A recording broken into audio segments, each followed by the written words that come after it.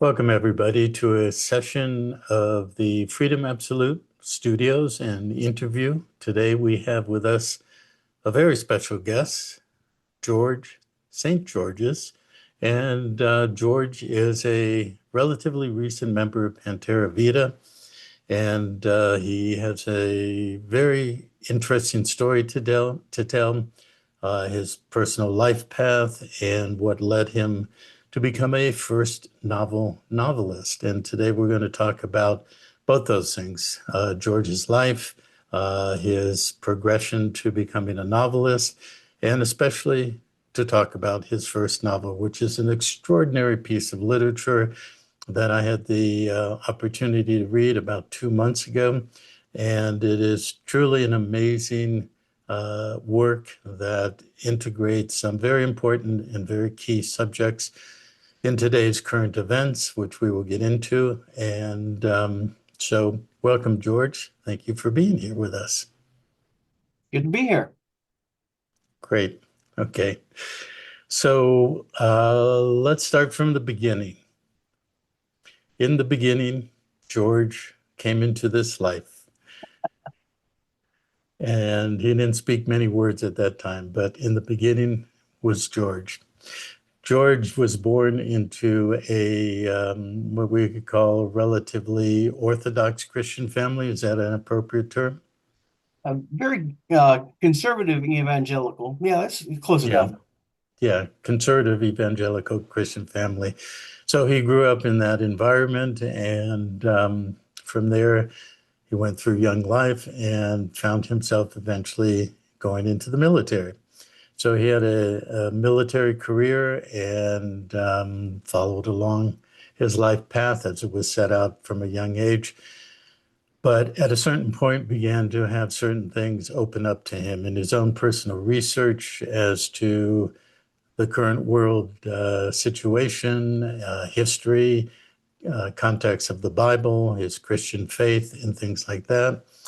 And this eventually led to some personal epiphanies and awareness opening. And that led to ultimately him feeling very much compelled, if that's the right word, or impelled to write this novel. So George will relate that to you all, and we are going to have a conversation about all of that. So, George, why don't you start and just give us a little context and background about your young life, the family environment, the religious and faith environment you grew up in, and we'll go from there. All right. So I grew up in a relatively small town, and the church we went to was relatively small. It usually topped out at about 100 attendees on a Sunday morning. And um, it was a very important part of my family's life, going to church and also to experience, be able to have an experience where we became closer with our Creator. And that was encouraged very strongly. And my father was an amazing man. When he died, his boss came and said, when if he would have come in and talked to me in the morning and said, the sun rose in the west, I would have believed him. Because my father was a very honorable man, and what he spoke was what he believed to be the truth at all times. And he was very highly respected for that. And the one major thing that happened because of him and my mother is that they provided safety and love for us children. And it was pretty cool to grow up in a safe environment. But we did have this incredible reverence for the Bible that was kind of instilled to us by our father. We didn't put it on the ground, and we didn't put anything on top of it. And mine has something on top of it right now. I've overcome that thought and that feeling, but it was very highly revered, and we studied it. And as I grew older, I realized that my parents followed the good things that were in the book. And they made that a wonderful part of our family, and that was part of our foundation. So, I like you said, or Ken, sorry, Ken, I don't know where that came from. Um, when I joined the Army, um, I made it a career. And in my second tour in Iraq, I did something that I'd never ever done before. I had I had studied the Bible intensely. When I was a youth, I did Bible quizzing where we memorized vast swaths of verses, um, especially from John, Matthew, and then Paul's writings, Galatians, Ephesians, Philippians, Colossians, Romans, and then also James. So I studied all of those books intensely, but I had never read the Bible cover to cover. And when I was in Iraq, I said, you know what? It's about time. I'm 50 years old or so. I should do the cover to cover thing. And so I did. And when I did, I realized, there's a lot in there that isn't exactly matching up to what I've been taught all these years. All the sermons that I've heard, there's a lot of things. One of them was the definition of what is a day. You know, okay, day starts in the morning when the sun comes up, or it starts at midnight at 0000 when the clock ticks over. But the Bible definition of day, it was evening and it was morning the first day. And I was like, oh my goodness, that's different. We never looked at it that way. So there was a lot of things that started me to think. And that led me on a path. I said, well, maybe I should figure out more about what the Old Testament has to say, because I knew a lot about the New, but I didn't know as much about the Old. So got involved with a Messianic fellowship that was, exploring the Hebrew roots of the faith, and learned an awful lot through there of how rabbis looked at the Bible, especially the Old Testament, the Hebrew Bible. And then I actually went to some synagogues and sat under the teaching of some rabbis to see what their perspective was on it. So it was a long, long, long process of learning more about the book and what it said. Okay. That was kind of a background. Yeah. So you said it was about when you were 50. I think you said to me you're now 63 or 64. Is that correct? Right. Okay. So basically 13, 14 years ago, that started opening up. And it was while you were still in the military, you were over in Iraq for you had two tours there or more than two? Two tours. Right. Okay. When did you leave the military? 2011. Okay. So that was 14, 15 years ago. So it's really right when you were leaving the military that all of this started for you, correct? Right. Okay. So can you talk about what has happened in that intervening time leading up to when you started writing? And you started writing the book around 3 years ago, is that correct? Correct. Well, and I'll talk about that. I never planned on being an author, ever. Never, ever, ever. The only writing I ever did was research papers in college and report cards for soldiers that worked for me. It was annual report cards. I mean, that was it. That was my writing. Um, Background. yeah, my writing background was next to none. Now, I've been a voracious reader my whole life. That's just part and parcel of who I am.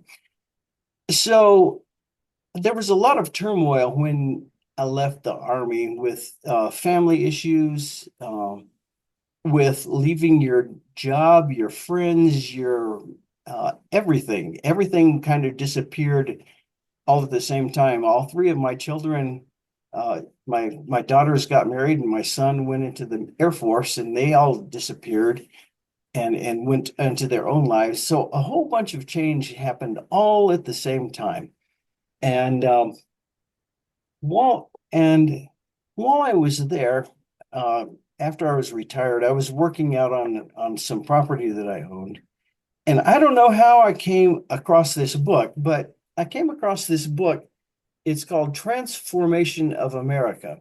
It's by Cathy O'Brien and Mark Phillips, and the subtitle is The True Life Story of a CIA Mind Control Slave. And I don't know how I ended up running into this book, but I read it, and she makes all these claims that are just absolutely unbelievable. He's like, how in the world did you survive? But the person that pulled her out of this CIA thing was ex-CIA, and he kept all the documents and all the business cards and all the first this much of the book is documents of real things. The book is horribly typeset. It looks very obviously self-published, but the information in there was just mind-boggling because what this lady went through when she was a child. She said that the first recollection of she wasn't able to discern the difference between her mother's breast and her father's unit. yes, and just that's how her life started. And she lists all sorts of people whose names we know that are presidents or prime ministers or entertainers, one of whom was Lee Greenwood. And if I had a nickel for every time I heard, proud to be an American, and at least I know I'm free, and to realize that he was involved in hurting children violently, it was mind-boggling. It was too much to handle. And so I decided, well, is this true or not? Because the claims are either true or outrageous, one of the two. So I looked to decide to But do more. let me interject right there that we came across that book in 97, 98, and read it at that time, interacted with a number of people who were coming out at that time who were working with basically MKUltra or sex slaves and people like that who were going through breakdown and breakthrough and all of that. Essentially, Cathy was groomed from pretty much birth to be a MKUltra mind-controlled sex slave. And she was used by presidents, prime ministers, as you say. And most people probably watching us know about Cathy and know about this subject. And so we're just opening up the first layer of what this conversation is going to be about. And but Cathy's, that book, The Transformation, spelled TRANCE, which is putting America into a trance, basically. And that was a huge groundbreaker at that time. Nobody was talking about that. And certainly that was the first book that really came straight out and said, name names and who was who and all of that. And then her co-author, Mark, who was the ex-CIA, found her and helped her through the deprogramming and the rebuilding process, which enabled her, excuse me, to basically claim her life, be able to write that book. And she'd been very well known for the last 28 years as a very vocal and outspoken speaker for exactly what you're talking about, the issue of sex slavery and all the rest. All these things that are coming out now with the Epstein story and all of that, that's being totally exposed to the public, was definitely not exposed to the public back then. So somehow that book crossed your path and started on your path of where it led to you today. And it was what it unveiled, what it showed to me, what it brought to my attention was unbelievable. You'd heard kind of maybe rumors or thoughts, and as a child, don't take candy from strangers kind of thing, but not to this level that she writes about. It was just mind-boggling. So then some family things happened. and I found myself single, and I didn't know what to do, and had a lot of time on my hands, and I found a very, very interesting debate. And it was with a man who had been hired to by a company that was translating the Old Testament for the Vatican. And it was a word for word, verbatim, no interpretation type of translation. And his name was Mauro Bellino. And he earned that position because he had studied Hebrew and he had caught some errors in the company that was doing those translations. Said, hey, on page 72, footnote 3, shouldn't it be this? And they said, oh, yeah, you're right. And so they hired him, and he ended up working as a translator for a company that was doing translations for the Vatican. He was that good. Anyhow, he had this debate, and it was in Italian. There were English subtitles, and it was the archetypical joke, because there was a rabbi, there was a priest, and they were sitting in a line drinking water from wine glasses. So they weren't in a bar, but it was close to a bar fight when they got talking. And so there was Mauro on the far left, and then there was a rabbi right next to him, and then a Catholic priest, and then a couple other variations of Christian people, and they were just having this debate. And it was people in the audience were catcalling and cheering, and it was a pretty interesting debate. But somebody in the audience brought up Numbers chapter 31, and and Mauro's position is, let the text say what the text says.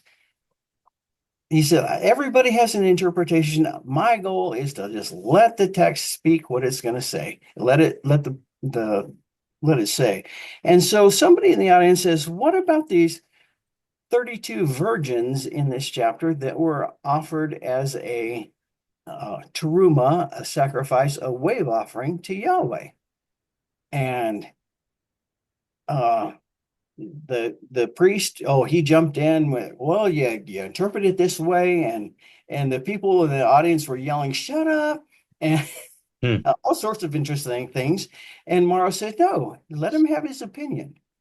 But when Mauro's turn, Mr. Bellino's turn to speak, he said, this is what the text says. And it was fascinating because as he was doing that, the rabbi was there. And you can see the concern on his face as he's reading what the text has said. And you can see the light bulb go on in his being when he realized that, oh, it says what it says. It's not what I've been taught that it says, but these 32 young girls, probably under the age of 3, were being offered as a sacrifice, because that's what Yahweh had asked for, was for a teruma, which is a wave offering where they separate parts and it's waved and cooked and then eaten by the priests. So when, after a while, he kind of got a nauseous look on his face and got up and left, the rabbi. And the debate continued. And so I was like, oh man, that's interesting. So those themes had also been talked about in Cathy's book of children being killed for the purposes of appeasing a deity or as a ritual thing. So I started cogitating that and thinking about it and ended up moving overseas, way overseas, and I had all sorts of time on my hand.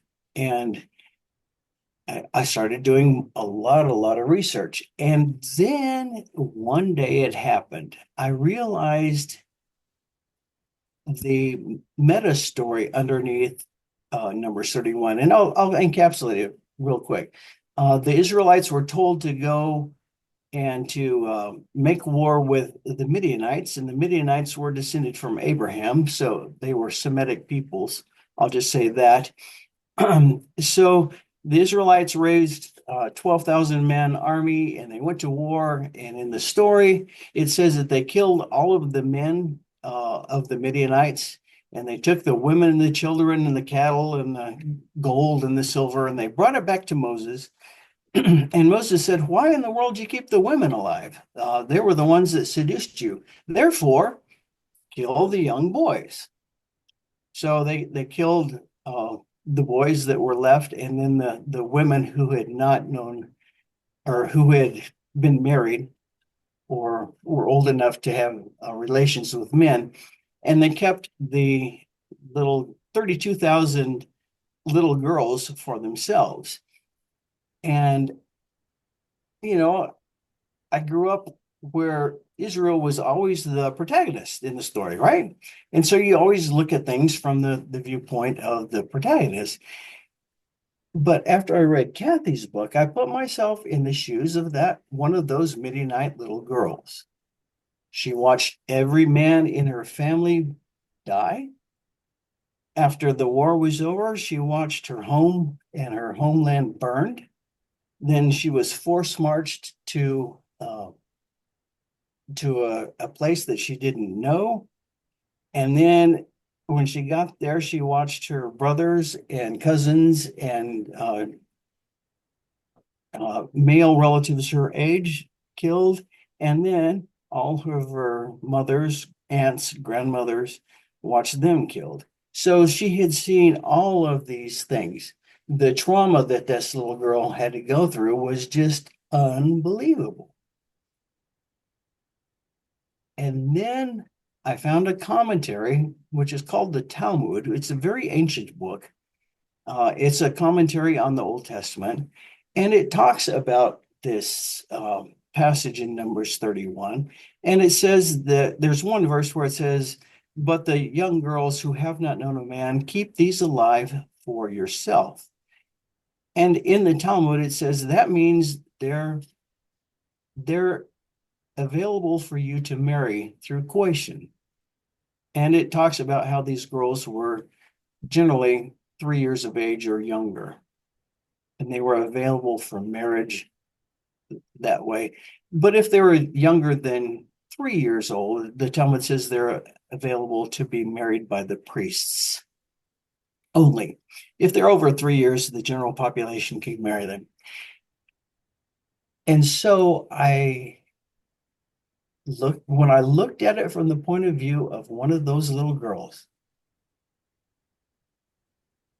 and then I thought about Cathy's book, the progression for the mind control slave is extreme physical trauma, extreme psychological trauma, and third, sexual violence. And then those children will generally dissociate and become programmable, and made into a easily controlled and manipulated slave for life. And I realized that that is what had happened to these 32,000 little girls, according to the story. And when I made that connection, my heart was devastated because it was at the command of Moses and his Yahweh, his Elohim. And oh my goodness. And when I made that connection, I started looking in commentaries to see if anybody else had made that connection. And I never, ever, ever saw anybody that had made that connection. And it was very devastating for me, I'll have to admit, because the Bible was the foundation of our family's faith. And to have the realization that, oh, part of that foundation is cracked. It's not solid. It's not foundational. Well, I would say not just part, but the foundation of the foundation, the authority of the God of the Israelites, and how that was basically, and it's in the book of Numbers. So numbers are quite specific, and obviously quite specific in that book, right? It's a matter of a census, doing the census, how that's divided in the 12 tribes, and how the spoils of war are divided. And it comes down to a net number of that 32,000 that was required to be given specifically, exclusively to Yahweh, correct? 32 specifically to Yahweh. The remaining 32,000 were divided, half for the soldiers and half for the populace. Mm-hmm. But uh, the bottom line is they were to be married at that very young age, and the Talmud says through coition. So And for those who don't know that word, you can look it up, coition, and it means sexual intercourse. So right, the act of marriage for the priest for a girl under 3, which were reserved for the priest, was sexual intercourse. And then above 3, it went to either the soldiers or the population. right. And So can you, let me interrupt here. sure. Can you describe what is the story preceding that? Why were the Israelites commanded to go to war with the Midianites and I think also the Moabites? Right. So there's descendants of Abraham's nephew Lot. He had a son because his daughter got him drunk and seduced him, and that son was named Moab. And Ab means father, so he's of the father. And his descendants were known as the Moabites, and they lived in the same region as the Israelites. And before that, in Numbers, the Moabite women had seduced the Israelite men to do probably two things. The most important one was to not exclusively worship Yahweh, and the other one was adultery. And those two things are generally tied together in my understanding of the Old Testament thought. If you are unfaithful to Yahweh in any way, it's considered to be an adulterous relationship because you've had an intimate relation with another Elohim, another God. So there was a plague that went on because of that, and it was a bad thing for the Israelites and the people. There was repercussions for it. And then there was one Midianite woman who she was a princess, and she seduced one of the Israelite princes, and they were caught having sex, and one of the priests put a spear through both of them at the same time, and uh, that stopped the plague from happening. And it's a very interesting and dark story. But all of the Moabite women were seducing the Israelite men to worship other deities. But this one Midianite woman who died seems to be the reason for the Israelites to go to war with Midian, with the whole country, and to destroy them all. And the interesting thing about the Midianites was that's when Moses killed the Egyptian and went to hide. He hid in the land of Midian, and he married a Midianite princess. The man's name was Jethro. His wife's name was Zipporah. And when the Israelites left Egypt, it was Jethro that came and told Moses how to set up the court system. You have tens and hundreds and thousands, and you set up judges this way.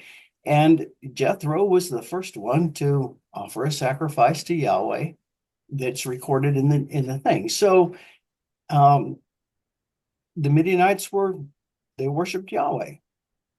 Um, it's an interesting story because there's a lot of twists and intrigue and other things. But the bottom line is these poor little girls were devastated, and then ended up in a life of being a slave. And it was devastating to make that connection. So I'm gonna get a drink of water. Okay.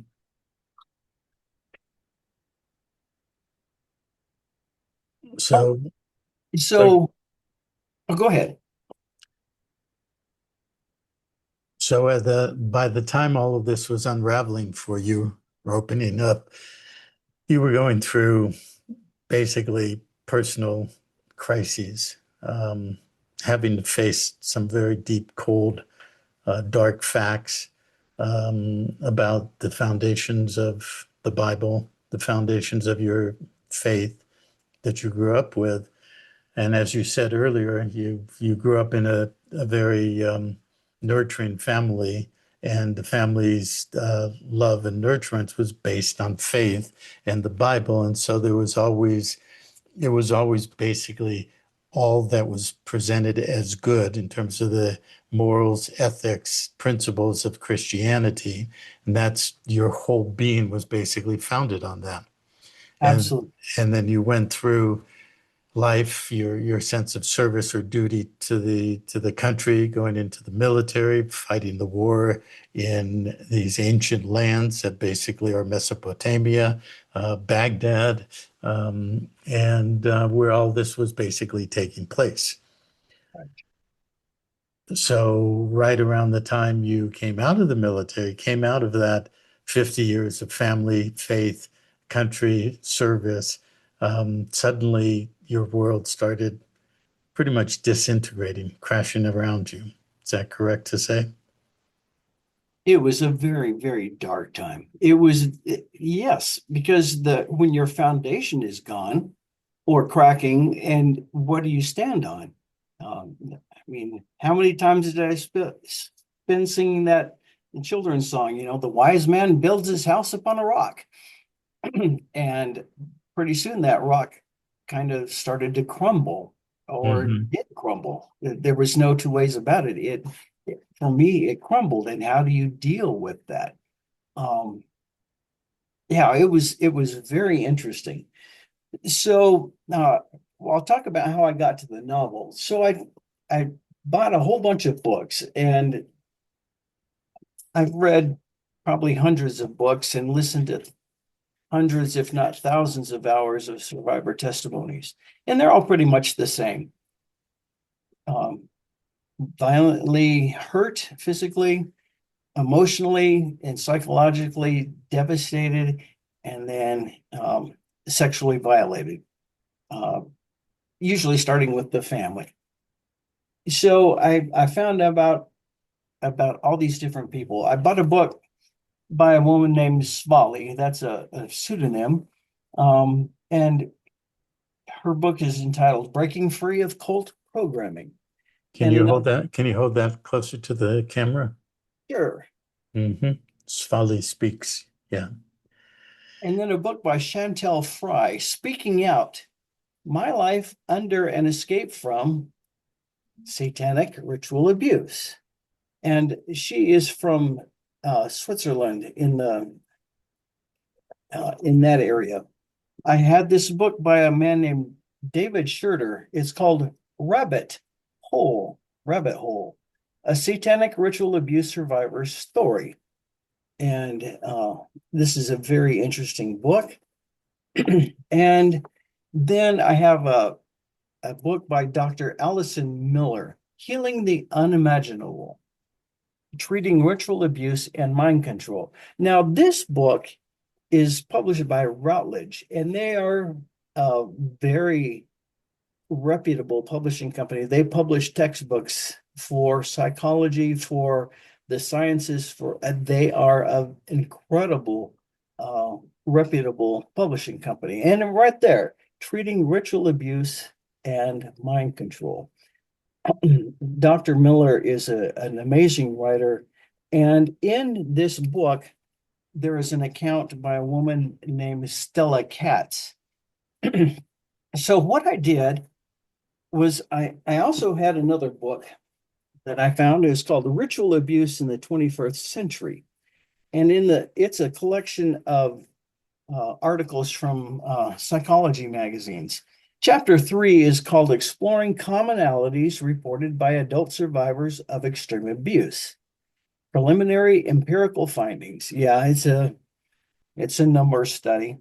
What this study did was it got over 2,000 people who were diagnosed with dissociated identity disorder or multiple personality disorder is what it used to be known as. And it gave them a chance to say, these things happened to me when I was a child. And there was a whole list of, did this happen to you? Did that happen to you? Were snakes involved? Were you buried alive? Things like that, questions like that. And the laundry list of those things is incredible. So what I did was I said, I want to make a book to show people how rampant this is, how prevalent it is, how widespread it is, how it is worldwide, and how it is guised under various forms of religion. So that's why I chose these 5 authors. And so you have Stella Katz, she was Jewish. And you have Cathy, she was raised in a Catholic family. Savali and Chantel were both raised as practicing Christians in the daytime, and then what happened at night was totally different. And David Schroeder, he just flat said out, my parents were Satanists. My whole family's been Satanists for a long, long, long time. And we trace our heritage back, how many ever generations.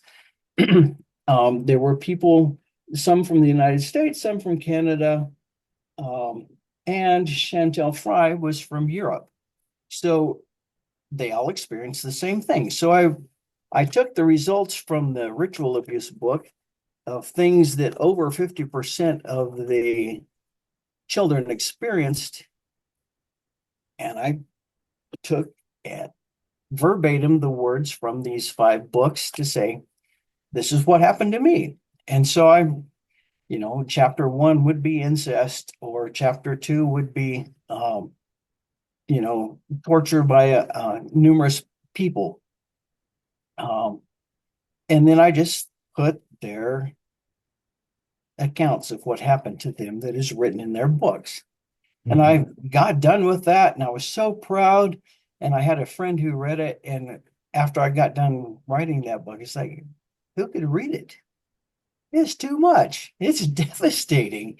And yes, I went through dark time, but I realized that this nonfiction book that I had written was way too difficult for people to handle emotionally, psychologically, the cognitive dissonance that it causes.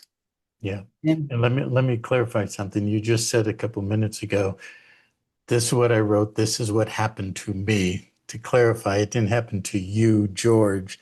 You were quoting those 5. This is what happened to me. So this is not your personal experience. This is your consolidating or bringing together into initially a nonfiction book to summarize these experiences, correct? Your experiences, correct. Right.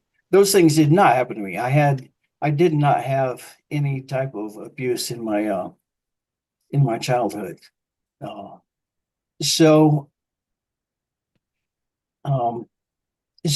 their stories are compelling, and they're real, and they're devastating. And I realized it was too much for people to read. And so I also had this idea of, there's this thing in Numbers 31 that people need to know about that I don't want to tell anybody about, but I'm the only one that I know of that has made this connection. In all of my research, all of my reading, all of the commentaries I read, none of them made the connection that formula in Numbers 31 was something that is used by various types of religious and or satanic organizations some of them, to program children for their very purposes, using the exact same techniques. Maybe not going to war, but very definitely involved people dying. So I guess a couple of months later, after writing the nonfiction book, which has not been published and won't be published more than likely, is sitting on a hard drive, I had the idea, oh, well, why not make it into a very interesting story of basically what happened to me as I encountered these truths. And I thought, oh, how do you do that? Well, you write a novel. So it went in my head, and I thought, So this novel has to deal with things found in the Bible. And there were 6 things that I wanted to look at. One was Numbers 31. That was going to be the climax. I knew that. We needed to look at who Moses was, who Yahweh was, and who the Elohim were. What is the Torah and the Talmud, those two, the Torah being the first 5 books of the Bible, Genesis, Exodus, Leviticus, Numbers, and Deuteronomy, also known as the Pentateuch. What are they? And then slavery, because slavery is a key component of the Old Testament, especially of the Torah. And the other one that came up in all of these accounts of people who survived these horrific things was children who lost their lives being offered to a deity or through a ritual. And so I had those 6 themes that I wanted to look at. So I'll have 6 main characters in the book. How did that make sense? And kind of assign a topic to each one of those characters. And then I thought, well, they're going to be studying the Bible a lot, so might as well put it at a small Christian university somewhere. And then I thought, well, I can't do that in the United States because that's too close to home. I want to give people a chance to psychologically separate. So I made up an imaginary island and called it the Island of I. And that's from a battle in the Old Testament. There was a town that was known as Ai that was involved. And it was spelled AI. And interesting. yes, there's a double or triple or quadruple meaning because I saw that. Mm-hmm. So then the idea of the novel said, I need to write this. And then I started writing, and I had never written fiction or a novel or creative writing at all. And it just started to flow. And when that happened, I found things as I was writing the story that were new. A piece of research would come across, and I was like, "Oh, well, this will work in my story." And Mm-hmm. it was So very I have a question. Why is it AI colon opening? it. That's a good question. Because my first nonfiction book was called "Oh No, Oh No." That was no, and it had 5 exclamation points, one for each of the survivors' testimonies who I compiled into that. And so the novel was known as Oh Novel, Oh Novel. And that was the preliminary working title. And I sent my manuscript to a developmental editor, and she's like, no, your title sucks. You got to change it. It is bad. Mm-hmm. And so I said, okay. And didn't know, but I was in the shower one day, and chapter 2 was about the island of I. And I thought, oh, I've got this AI, eye opening, because the mountain has a fissure in it and it opens up, and that allows people to remember what happened to them in their past. And I said, oh, eye opening. And the colon was just because it was a colon. Yeah, It was okay. important for the eyes to open. And of course, there's two eyes as well. And the other thing And that you do have an event of the mountain of the island starting to open up. It right. splits open, which basically reflects on the word apocalypse, which basically translates to English as splitting open and revealing or unveiling. I also neglected to say, I got another very important book, and this is a facsimile, a replica of a 1611 King James Bible. This is the half size. I have a full size, and it's 33 pounds. It's massive. It's twice this big. This is a huge book. And while I was overseas, I ordered one of these, and I started seeing all sorts of anomalies in it. And I was like, oh my goodness, what is this? There's misprint here, this misprint there.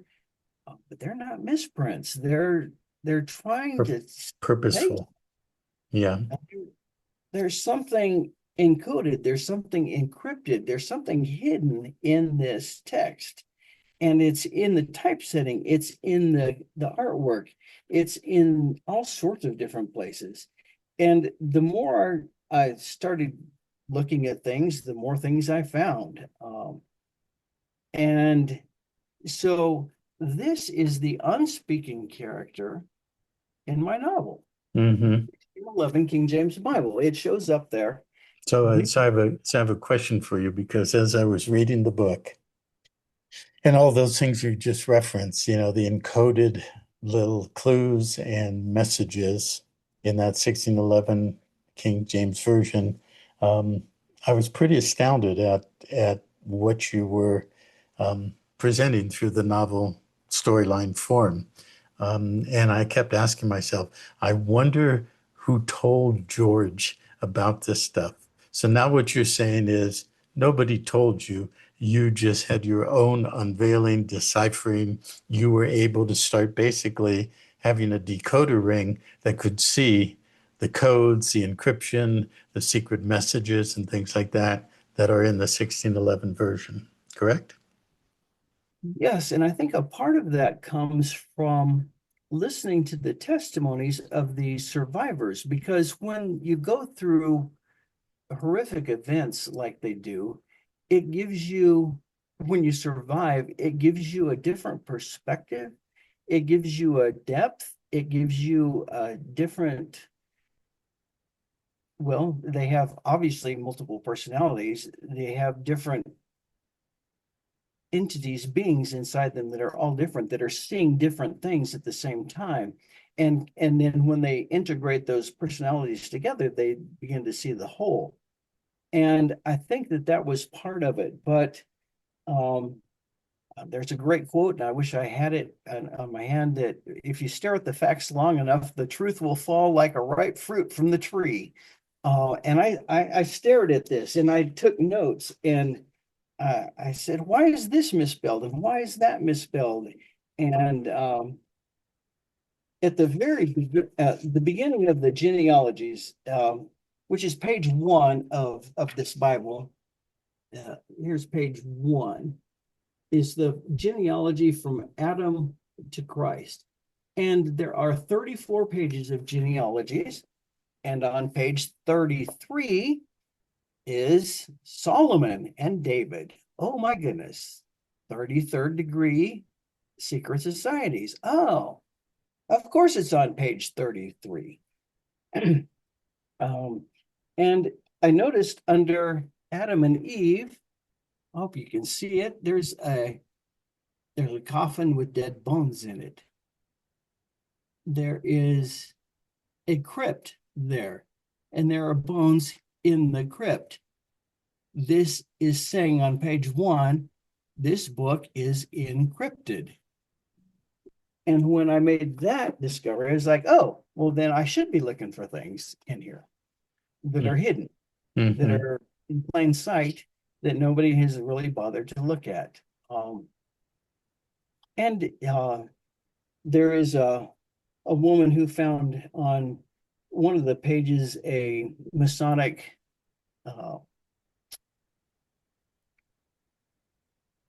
What's the Yeah, symbol? compass and square. Yeah, compass and square, exactly. And it was in the typesetting and in the capital letters, and it's like, oh, okay. So there's Hmm. a lot of things that come through in my book very subtly that are taken from the 1611 book. Now, this book has sold 5 billion copies, Is that all? at least. So I guess it made the New York bestsellers list, and right, New York Times. They don't put it there, it just is. Right, Um, and so it is the most influential law book that is in our world, and it affects every law that we are under, right. the foundation of it. And that foundation includes what happens to children, and it's not good. And I had to try and communicate this to some reader who was like me, who grew up in a tradition of being taught that the Bible was either inspired or inerrant or infallible. And that makes you, it makes me at least, almost impossible to see the darkness that is encoded in the pages in the text Right. itself. Because one of the primary tenet of the esoteric traditions is to hide it in plain sight. They have to reveal it. All my 3.5 decades of studying law, there's a foundational principle, which is all law must provide a remedy. So if this is the foundation of law, it must provide the remedy, and it must be self-revealing or fully revealing. But in the programming of the multi-generational faiths, and which you point out in the book through one or several of the characters, it's a matter of what your mind is trained to see. So if your mind is trained to see that which is good to the exclusion of anything else, even though it's there in plain sight, then that's all you will see. That's all you believe, that it's a good God, it's a righteous God, it's a compassionate, merciful God, and all of that. But at the same time, it's telling you, you know, 10 Commandments, thou shalt not kill. But by the way, Israelites, kill them all, down to all the goats and cattle and rabbits and whatever. Kill it all, except for the virgin girls, which are mine, right? For yours to share. Yeah, Well, exactly. yeah, I mean, not mine, but the God is saying, do this, ignore that. Even though I said don't do that, I'm telling you to do it at risk of being basically excommunicated or excluded from the elect or the elite or the chosen ones. And this is what you can do with the spoils, which are besides the treasure, which are the virgin girls, the young girls. This is how you split it. This is what the priests get. This is what the soldiers, what the population gets. And this is what I want, says Yahweh. So Yahweh was giving 32 of those 32,000. You mentioned how Jethro basically provided the Israelites under Moses the form of the courts, and that the division would be in tens, hundreds, and thousands. So it's interesting. There's 32,000 specifically numbered in that storyline, and 32, which is 1,000th of that taking, is reserved for the God, right? Does it say in Numbers what then the God who gets those 32 young girls, what he does with them? It does not. Um, they're given to the high priest, and that's what it says. Is given to the high priest. It didn't say the disposition. Therefore, you have to make up your own decision as to what happens to them. But one of the things that I did notice in that Numbers 31, where first off the men are killed, and then when they come back to the camp, the women and the boys are killed. And these are the words that the author uses to describe those little girls that were virgins. It says they're virgins. It says they are spoil, prey, and men. The only survivors are little girls, and the text calls them men. And then they're called captives, prey, and spoil.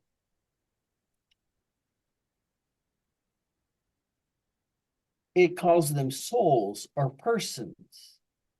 And then it calls them a tribute to Yahweh or a sacrifice or a teruma, a wave offering, persons. And then in verse 32, it calls the little girls booty or prey. So all of these different words used to describe little girls, including women, it uses the word women to describe them, men to describe them, booty, prey. All of it is very disingenuous as an author. It serves to confuse the mind so you can't see the story, what's happening to these little girls. But the word booty is still used in slang today. Did you get your booty today? Mm-hmm. Well, it's also used in basically in matters of war. There are two terms, prize and booty. Prize is what's taken on the seas, and this relates to something called letters of marque and reprisal. To reprise something is the prize taken on sea through a letter of marque, which authorizes a privateer, which is basically a legal pirate, flying the flag of its sovereign to attack the flagged ship of another sovereign that the letter issuer, the sovereign, is at war with. So a maritime vessel can attack the ship of the enemy sovereign, and it's not considered piracy, it's considered privateering, but it's considered a legal authority under a letter of marque and reprisal, so that the captain of the ship can board the taken ship of the enemy and take the prize, which would be the crew and the cargo, the treasure, the weapons, and so forth. And it must be reprised back to the sovereign. And then a portion of that is given to the captain. And then the captain will distribute it amongst his crew so that the crew is happy. They got some of the prize. The captain gets some. And of course, the sovereign gets a lot. And what many people still to this day don't know, even though in our work we've said it many times in many ways, that a bar card issued from the City of London in the Four Inns of Court is essentially a letter of marque and reprisal, because everybody is operating in commerce in the public domestic system through the name and the account set up for that as a vessel in commerce. So when one is pulled over by a police, the police man is arresting your ship and essentially bringing that ship to the port master, which is in the courthouse. And basically the court proceeding is essentially a matter of divvying up the prize. So that's matters of maritime law. On land, it's called booty, which is interesting that you're saying that it's in the numbers in that chapter, referring to the little girls as booty, which is basically prize taken on land. It is a slang word today used for a sexual reference.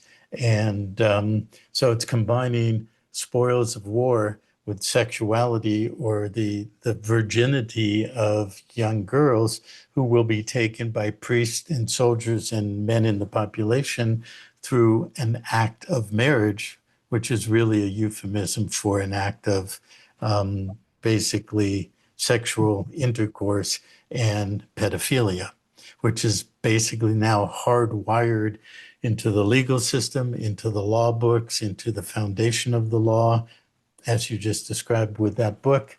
And everything that everybody is out there promoting as, well, this is the law and we're following the law of Yahweh and so forth, while at the same time derailing or raging against the fact that it's now being unveiled or apocalyptically, by means of apocalypse, split open and unveiled and revealed, is happening right now.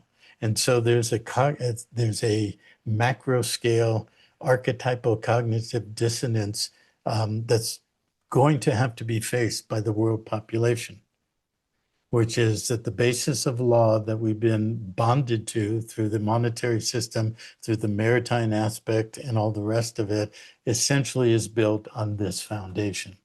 Because numbers is called numbers because it's a matter of the consent, or not the consensus, the census, the numbering of the population to be divided amongst the 12 tribes. And what amount of that census population and division goes to the priests. And who are the priests? It's the priests of the law that I've talked about for almost 30 years. The law of the priests and the line of the king to claim the land, to lift the population, number them as a consensus or a census actuarial statistical accounting system for purposes of essentially prize and booty. Yeah. So the numbering of people takes away their being. You become a statistic, not a living being. And that's what happens to these little girls, is they become statistics and not living beings. And it was when I decided that I would allow one of those girls to live and to try and put myself in her shoes that the story came to life and the realization came to me. And I was like, devastating. It broke my heart. It still does. Tears, darkness, fear. Am I blaspheming God? What, all of the different things that I went through. And so I tried to present it in my book in a way, the gentlest way that I could possibly do it, while remaining true to the experiences of these people whose testimonies I've heard over and over and over, and they're the same. They're horrific, and generally they are blamed instead of the people who are hurting them. Mm-hmm. That's just the way it has been for obviously millennia. And now we are faced with the Epstein files, with other people who are coming out of the woodwork saying, hey, but did you know that so-and-so did me? And now they're in this position in the government. And it's just the way it has been forever. And what are we going to do? And that's the one thing that I do want to say, is there is hope. The main thing that people who have gone through these horrific things need to do to start healing is to have two things. One is physical safety, and the other one is somebody to love them and listen. Those are so simple for anybody to do for another. And I had never encountered anybody with multiple personalities or dissociative identities before writing this book. But when I did, all sorts of people have come up to me and told me about, oh, this happened to me. This is who I am. And yes, I have multiple personalities. And da, da, da, da, da, da. Why, I the same loving person that I was raised by my parents? Yeah.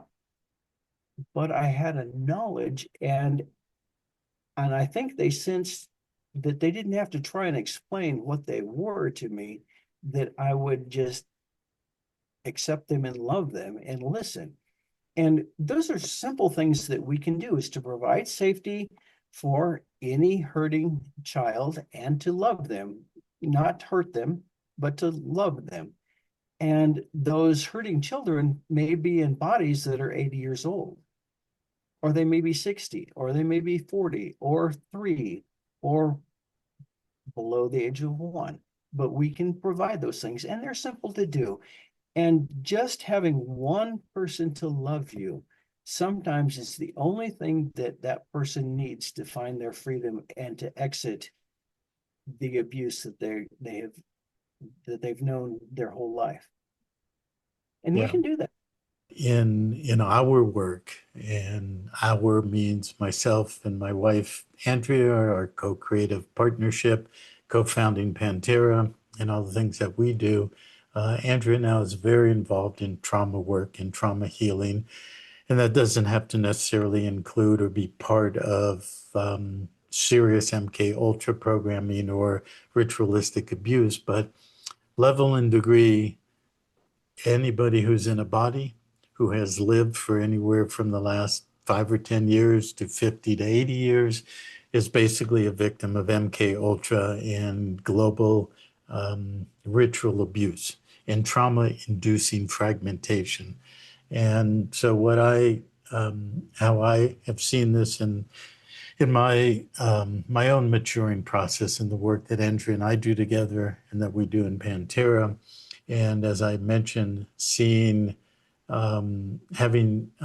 been in I didn't mention this yet. I mentioned that we knew Cathy O'Brien and her work going back into the second half of the 90s, but in 98, in February, we were at a little convention basically called Global Science by a man who initiated this group in Colorado. And he was investigating, he created this forum, Global Sciences, where he would have periodic conferences, get togethers, usually on a weekend for 3 days, bring in speakers and people who would have a booth presenting their books or materials. And so I was actually a speaker at this one, which was in Florida, up the coast from Miami, Fort Lauderdale and Palm Beach, a little bit further up the coast. And we were in a hotel and we were there for a 3-day weekend. I was a speaker.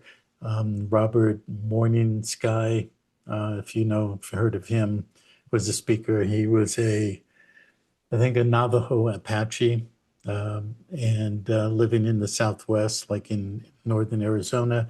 And he grew up in the 40s and 50s in that environment. And his elders would speak always about who they referred to as the Stark brothers. And there was actually an incident where there was a crash and there was a being that they brought into the tribe, basically, who survived the crash from a ship or a UFO. And he spoke about that. It's quite interesting, getting a little bit off topic, but that was what we were doing in 1998. And a woman named Bryce Taylor was there, and she spoke. And at that gathering, 1998, she, for the first time, came out in public. She talked about her experience, which was pretty much similar to Cathy O'Brien. She was trained as both a sex slave and a MPD, or what's called, multiple personality disorder, or now it's called a DID. What's the first D stand for? Dissociative identity. Dissociated, yeah. And so she spoke of her experience and her healing and experience with that. And it's quite fascinating because during her speech, she spoke about trigger words and codes and things like that. And she said, I'm going to say a few of those. And as she went along, she would say a few trigger words. And all of a sudden, people started standing up in the crowd or in the audience and getting up and walking out and going to find a phone to make a phone call. And, showing us in real terms what that was like for people attending these sort of things, UFO conferences, healing conferences, multidimensional science type of conferences. So that was quite fascinating. And so we've been very much aware of this for close to 30 years. We have had people coming to us to get involved with us who have been serious victims of MPD or DID, and speaking about being in bloodline families and things like that. So back to the point that I was saying before we got cut off in terms of safety and love, that's the required experience that somebody needs to be in an environment that's supportive and that's protected and safe or secure for that individual who we look at with a name, Joe, Bob, Cathy, Bryce, whatever. But inside those individuals in the being, there are other beings inside there that have been created by the disassociated fragmentation of the identity. There's no integration. And those subpersonalities, or people call them parts in trauma work, they need love, they need safety. And that's a big part of in the healing process and the guidance from professionals like some of I forget, Dr. Miller, that one woman, um, what they have learned. And now the literature is quite extensive in terms of, clinical experience by professionals of what's required to love and support and create an environment of safety for these deeply embedded alters or parts or personalities to be able to come out and sort of, in effect, join the family. And Right. the family is the constellation of the beings and subpersonalities that ultimately we're moving towards integration and unification in our own being, in our spiritual healing. And as we're doing that, healing the world, you know, essentially, and telling the story and relating the experience of what has happened, which is now being exposed in mass through this Epstein process and other things. And so, that's basically what I wanted to say when we were cut off about. And the bottom line, or the key for everybody, is we're all victims of it. We've all been ritually traumatized, everything from wars, depression, economic situations, poisoning of the food, chemtrails, all the rest of it, 911. And everything that's happened has been purposefully done for a worldwide ritual trauma process to break us down and basically fragment us or disassociate so that our true capacity, our true being presence as a true and authentic whole being, whole self, it was designed and purposefully set up to fragment and debase. And our work collectively and individually is to do that healing process and create safe space in the loving environment. One of the things that I noticed in the in listening to all these stories, experiences, that the creative ability of the children that were hurt so deeply was used by the abusers to create wealth, power, strength, money, the world that we live in. And they hijacked that creative ability of the young ones in order to do that. And one of the books I read by Marcel, Dr. I can't think of his last name, but he had some access to some German uh, journal articles, and some of the children learned to dissociate so incredibly that they actually, when they switched personalities, their blood work would change Yeah, radically. yeah. Their eye color would change. And these are documented things. So the creative ability of human beings to create this world that we live in now that is not so good can be used to create a world that is much better, where all young ones are safe, where all are loved. Hmm. And we just have to redirect that and get away from that pedophilia law that you were talking about that is so interwoven and entwined in everything. Yeah, And and so there's an amazing bright future that awaits us, but going through the process is not it's not easy. It's hard to look at. yeah. Um, Well, and that's, go ahead, sorry. oh, I was just going to say, like I said, I tried to make my book as gentle and as easy to uh, and funny and enjoyable as possible in order to be able to face these things in a Sure. safe way. Well, in many respects, it's autobiographical.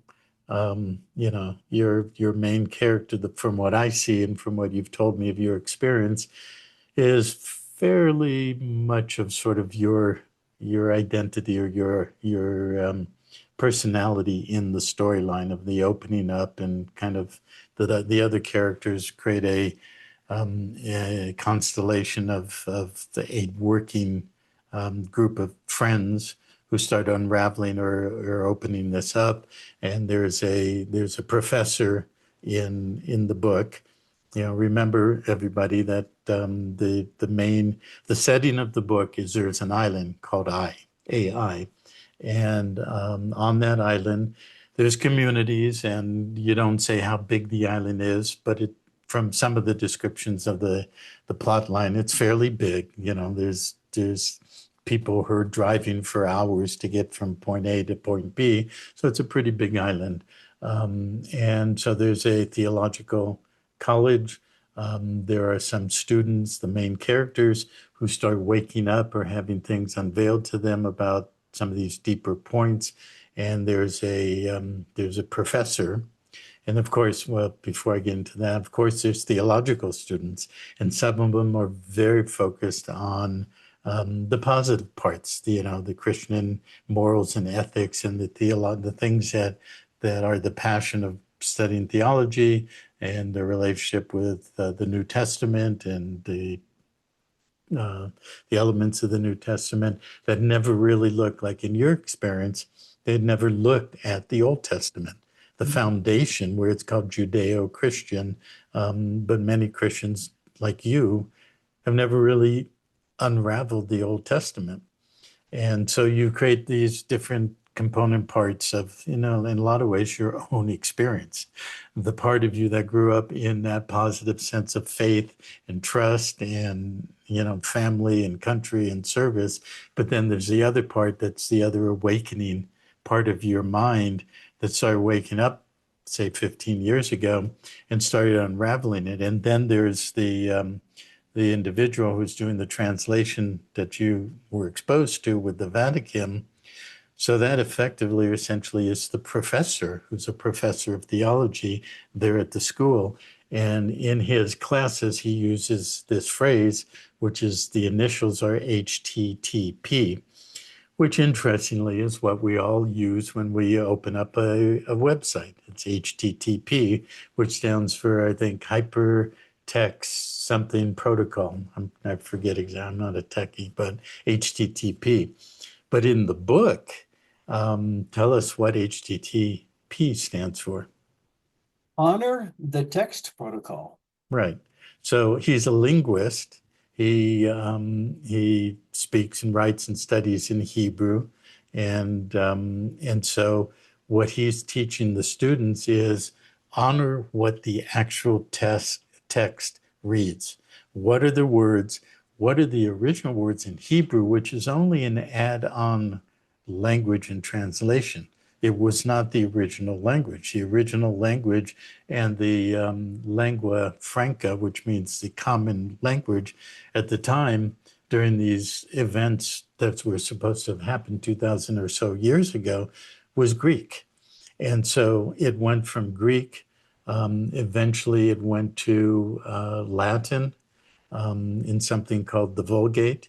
And there are many translations, hundreds of translations. There's the 1611 version that you work with, but Hebrew became essentially in many ways, the codified language Yes. that created, put the code into the biblical texts, Old and New Testaments. And so your Professor Q in the book is that professor, that linguist, that translator that you had direct physical reality experience with.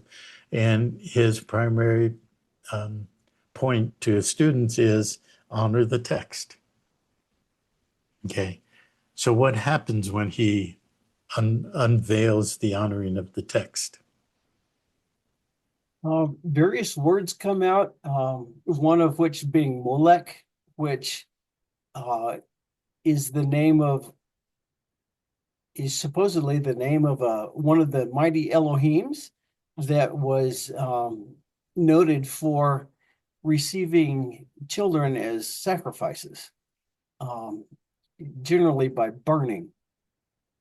So the other word that is closely related to that in the text is Melech, which is the word king. Right. However, the professor teaches the students that vowels were not added to the Hebrew text until 1,000 years after Christ, or 900 to 1,000 years after Christ. So that MLK, those three consonants, might have just been the king, that these sacrifices were made to the king. Mm-hmm. Because Molech only appears 7 or 8 times in the Old Testament, but king appears lots of times because it's about how the king and the priest are set up. That's the I sure wish I'd have had the knowledge about the 2 pillars being the king and the priest before I wrote the book, but I hadn't found PanTerra, so it worked out Well, anyway. that could be volume 2, I'm sure. So, but that's interesting because what is the subliminal programming that is so prevalent in, at least in the United States, in terms of our, you know, accepted culture for one thing. Interestingly, some of you who are older would remember this. I don't see it anymore if it's still out there, but I don't pay attention to commercials and things like that. But there was a commercial theme or meme for a long, long time, which was got milk, you know, and there was the dairy industry promoting drinking milk. Well, is it got milk or is it got MLK that references the king, but behind the king is essentially the Moloch, which is basically the consumer of children. And what is the promotion of got milk is feed milk to your children, and all the nasty stuff that they do and put into milk and dairy these days. There's also, of course, the honoring of Martin Luther King, whose initials are MLK, and his last name is King, interestingly. And Martin Luther, of course, was the Protestant, you know, the priest who activated or initiated the Protestant protesting of the Catholic system. And so you've got a lot of these modern memes that are basically subliminally implanting the concept of the king and Moloch, the entity that you must sacrifice your children to. And then you also have, you know, basically the name Melchizedek, who was the one who took control or had control of Jerusalem, which is basically the feminine.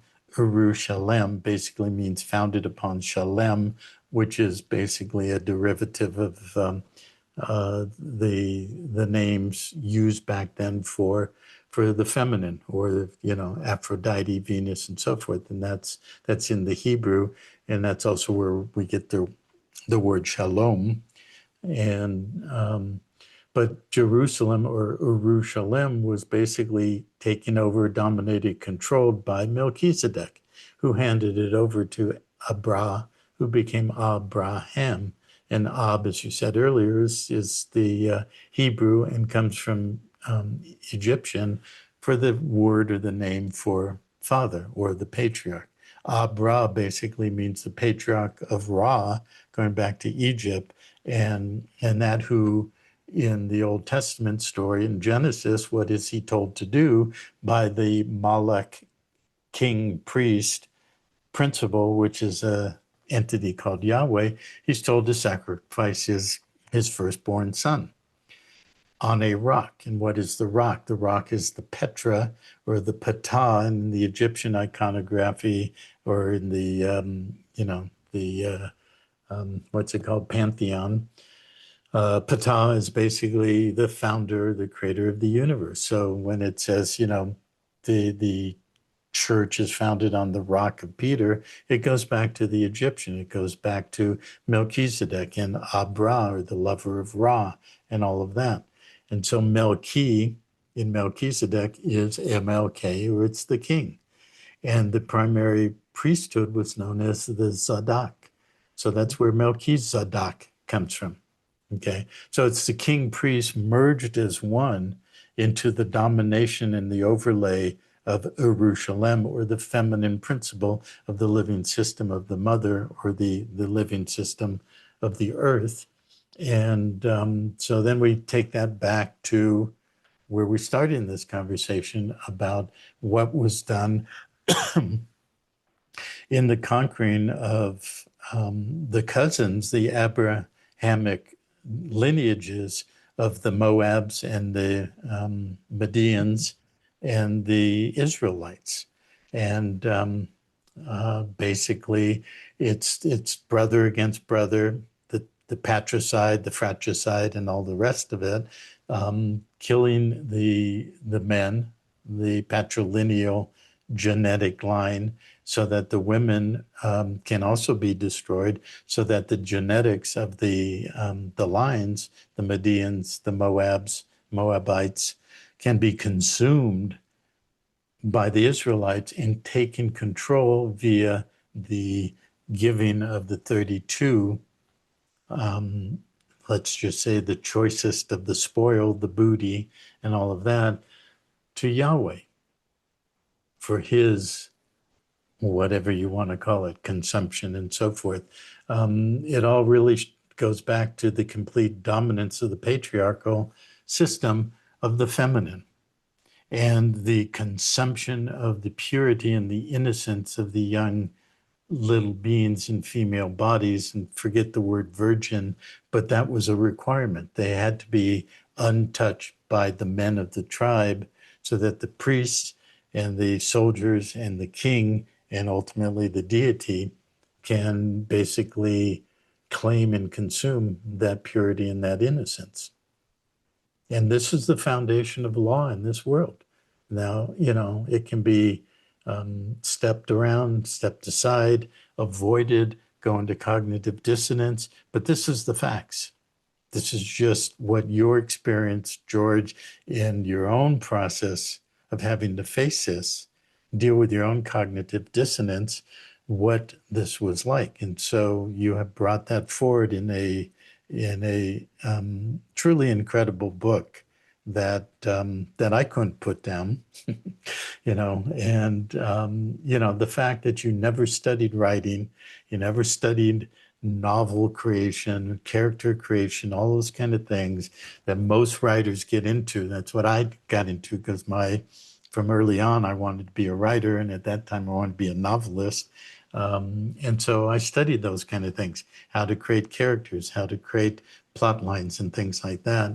The fact that you didn't do any of that, and you were able to write this book, which I truly honor your creation, because it's quite extraordinary. There's some things that I'm quite sure your writing skills will mature in, but as a first novel, that's a nice way of saying it, but no, there's nothing wrong. There's no flaw in the book. There's just certain levels of myself as a skilled writer of the last 60 some odd years, I can look at and sort of objectively say, well, here's an area you could mature, and go into more depth of your characters or whatever. But as a first novel, it's quite incredible. And then what you've used in that novel and the characters and the plot line to present these, these themes is amazing. So everybody out there, we will at the end tell you how to buy a copy of the book. And it's really essential for this work to get out there. Ken, one of the other things that I noticed about the numbers 31 thing, because I was a soldier and I deployed twice, and after my second deployment, I spent some time working at the hospital, in the hospital setting, helping wounded soldiers to transition out of the army or to heal or whatever. It was called the Warrior Transition Unit. And almost everybody had severe PTSD, um, severe PTSD. And I got to thinking about the Israelite soldiers who had gone through war with these men and killed them all. But then they had to kill the women and children after the war was over with nobody to protect them. What did that do to their psyches? What did it do to their families? What did it do to their children? What did it do to the people that saw it? Um, that's something that also is never considered, is what goes on in the mind of the soldier, because we're not created to destroy life. We have to go against what we know is right to do that. And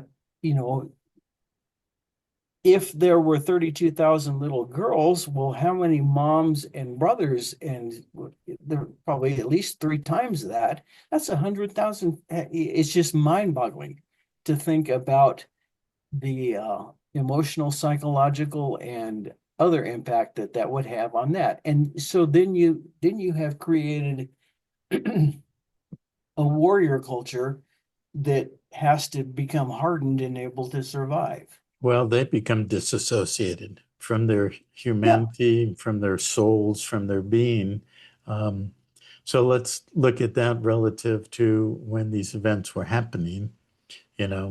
Supposedly the time frame of Moses and the Exodus, and then these events that happened after that, like in Numbers, was roughly 1350 BC. Let's say from 1350 BC and the 1300s to 1200s.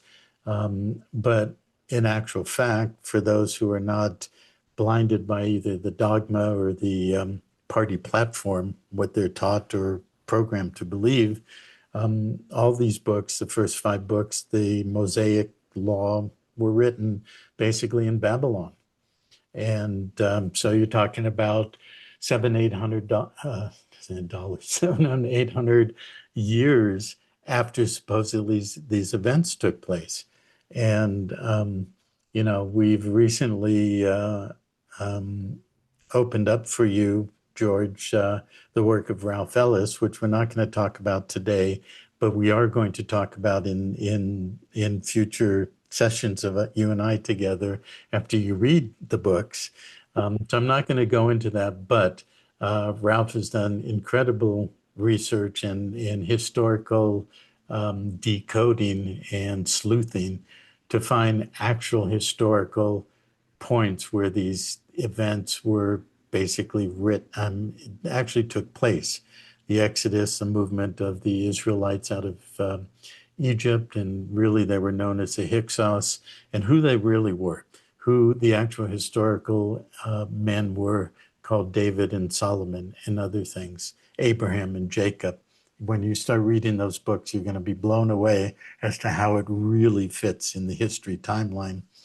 But my point is that none of this was put down in any sort of accepted so-called scriptural format for 700 to 1500 years after the actual events. 700, 800, 900 years after, well, more like 1,000, 1,100 after the events that are written about in Exodus.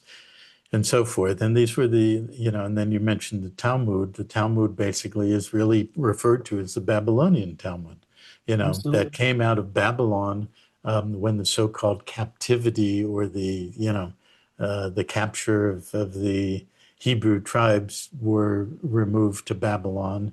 And basically then it was a corporate merger or a co-creation venture of the priests and the scribes and the literary acolytes to basically decipher all of the records coming from Sumer and Babylon and Egypt and in other places, and to distill it down into a storyline and put it into these 5 books. And so what it really is the books that are saying this is what happened and Yahweh said this and these, all these things happen are really post facto reconstruction of what was really happening back there. So basically, the Israelites, when you read Ralph Ellis's books, the actual groups, tribes, whatever, the Hyksos and what became known as the Judean and the Hebrew tribes, basically moved out of Egypt, and a lot of political and otherwise events were taking place, moved up to the Delta area, and then moved into this area that we call Judea or Palestine. And along the way, they were just slaughtering one city after another, or, grouping, tribe, whatever. And it was only 800 years later that they, retrofit those events to make them so-called holy, or, the word of God that said, you can do this, and it's sanctified by my dictates, Yahweh, and so forth, in the Elohim. But it was just wholesale slaughter. It was just mind control, mass trauma. It was capturing of genetic lines and merging them into one genetic line, creating a synthesis of a construct that became the basis and the foundation of what we call law and religion today. And this is what people are really going to have to face. Not an easy thing to face. One of the other things that I must bring out about my book is I noticed that in the 1611 King James, every time it talks about Yahweh, it's a capital L, capital O, capital R, capital D. He's the only one of the Elohim who's not named. His name gets, Molech is Molech, Baal is Baal,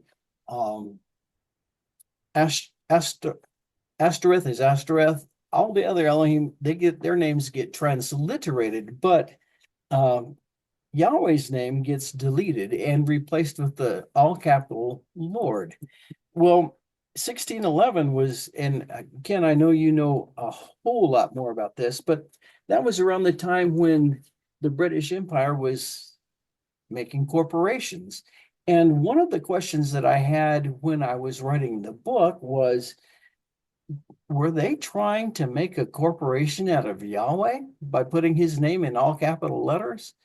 And when I found PanTerra, I was like, well, I guess that was a good question to ask, because maybe he is a huge corporation. Yeah. Yeah, it's Well, when you get through a good portion and eventually all of Ralph Ellis's books, and I just have to go on the record that I am a supreme, I don't really know if I like that word, but an virtually absolute fan of Ralph Ellis, and I hope to be able to interview him and at some point collaborate with him and help advance his work. Truly extraordinary what he has sleuthed out and unraveled. But once you get to the later stages of his work, where he opens up the what he calls the Grail cipher, the Arthurian legend, where that comes from, essentially how that relates to the true historical characters, events, political structures that were happening in the area that we call Judea or Palestine, in the period that's supposed to be the story and events of the New Testament. Eventually, that moved to the British Isles, or what we call the British Isles. Why are they called the British Isles? Because that was a district of Rome called Britannia. And that's where the word Britain or British comes from, which is different than English. And that's a whole other level of work that I do plan to bring out in Freedom Absolute here soon in our work of bringing all this work out. But basically, going back to Ralph's work, he delineates very precisely the historical true basis of how certain personages, certain events, certain things happen that move things over to what we call the British Isles or the West Islands or the Verdant Islands, we like to call them. And which were basically fragments of the collapse of the Atlantean global civilization that had certain areas on the planet that survived and started regenerating some of the academia and eventually the science and so forth, one of which were what we call the British Isles. And so then you correlate that to the work of somebody named Greg Hallett. Have you ever heard of Greg? I've heard the name, but it never. Okay. Well, I don't want to get into that too much, but he's got a set of books called The Hidden King of England, and I actually interviewed Greg 2 times. That is on the Gemstone University YouTube channel. If somebody wants to go and check that out, big story for another time. But in that set of books, he talks about how the founding of the city of London took place in that time period that Ralph Ellis also talks about the moving of the primary historical individuals post 70 AD when the temple was destroyed and basically the Hebrew tribes and so forth were scattered. So there's a certain amount, significant amount of the foundation of what then became City of London and eventually became the second of the Triple Crown, the Vatican, Rome being the first one, City of London the second, District of Columbia being the third, and how all of that was founded on certain key things that actually go back to the Egyptian period and then into the Babylonian period, into the Roman period, and then into the last 2,000 years. So there is a coordinated, integrated whole fabric, whole cloth of how all these things fit together.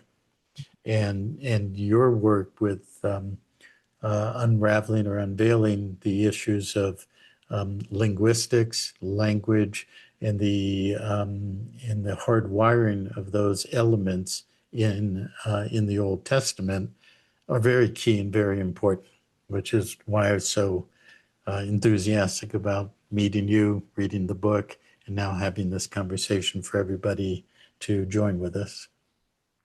What's the other meaning for Brit?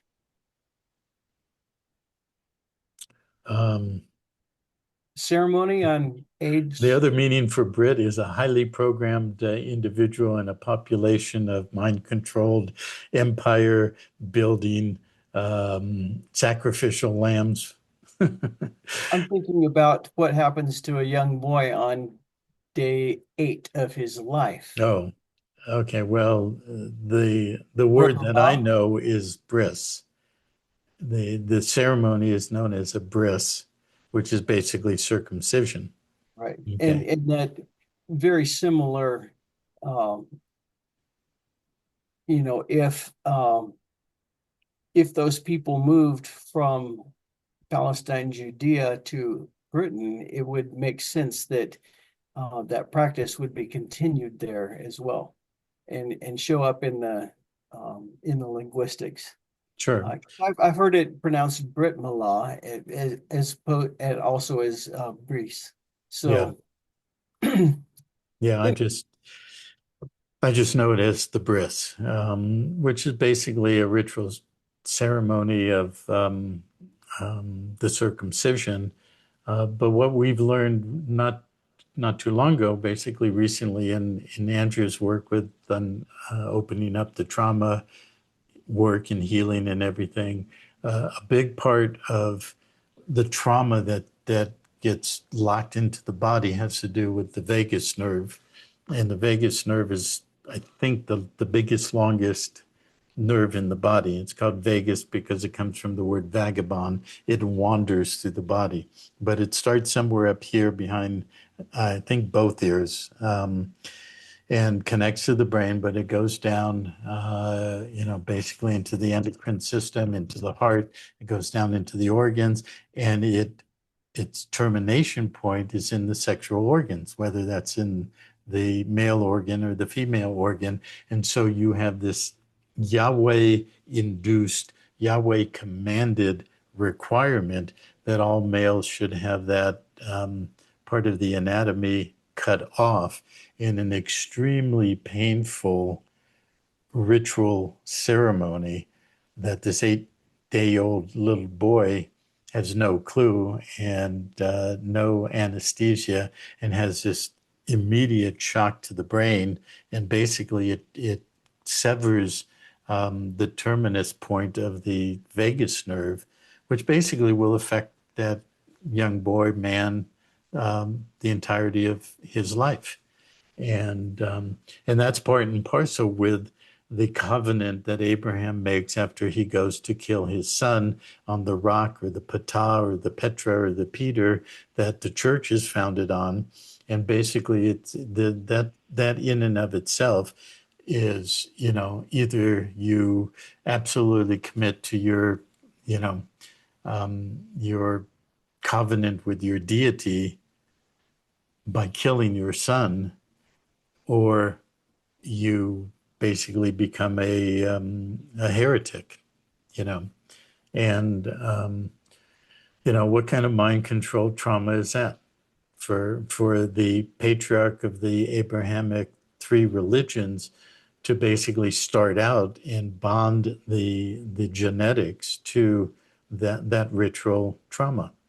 And then as a reward for doing that, when the young boy is spared and becomes the patriarch of the tribes of Israel, the reward is, or the continuing reaffirmation of the covenant is the circumcision, which disconnects the male from his essentially his higher self, puts trauma into that being at 8 days old, and then they can be grown up and groomed and programmed to be the soldiers who feel nothing when they're ordered by their deity to kill all the men, the women, the young boys, girls above a certain age, all the livestock and everything else to fulfill that covenant that then gets basically doctrinated into the Old Testament and the Talmud.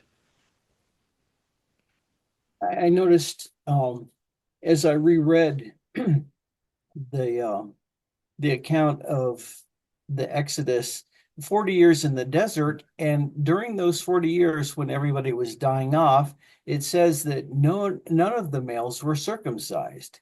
So right before they entered into the promised land, which had been given to them, of course, with the strings attached, well, you got to go and eliminate everybody that lives in the land I'm going to give you.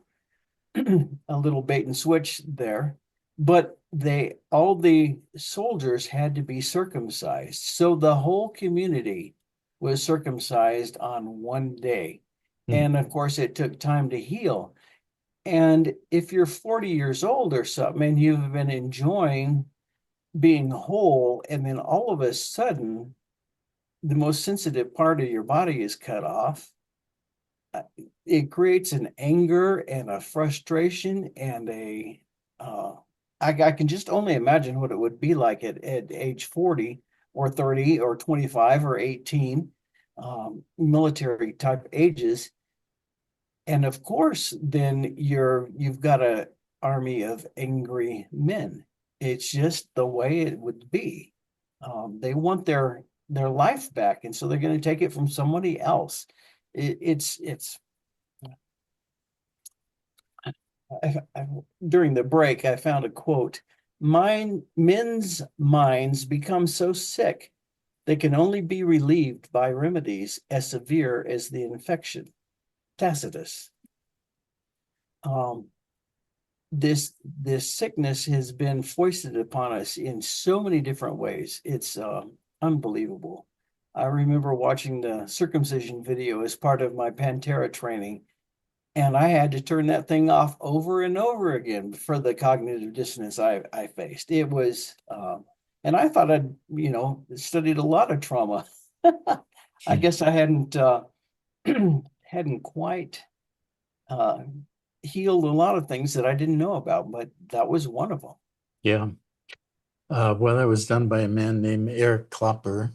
And he, since that recording, which goes back, that was a recording done in Harvard. And I don't know what he was at that time. He was a student or a graduate student or whatever. And Employee. he was an employee. Okay.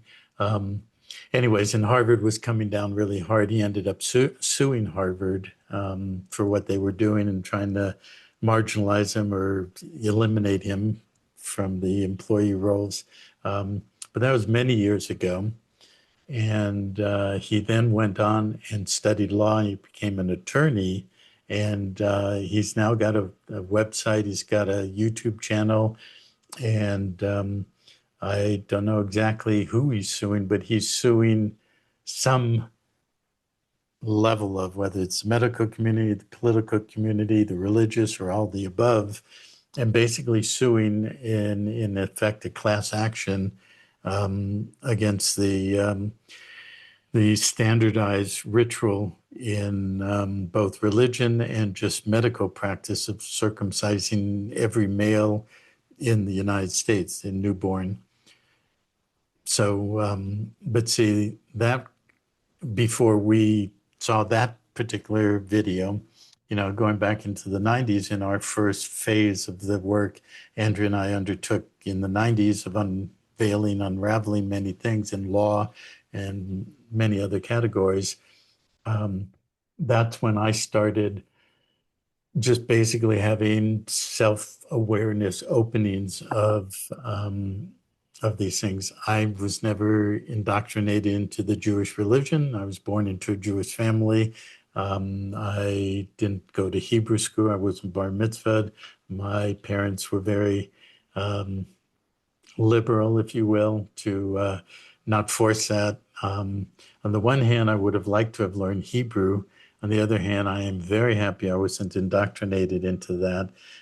So I never read the Bible, even in English or in Hebrew, but I started having openings and awareness and just looking at the decoding of these things. What I just talked about, Abraham being told kill his son, and going back to Egypt and all the rest of it.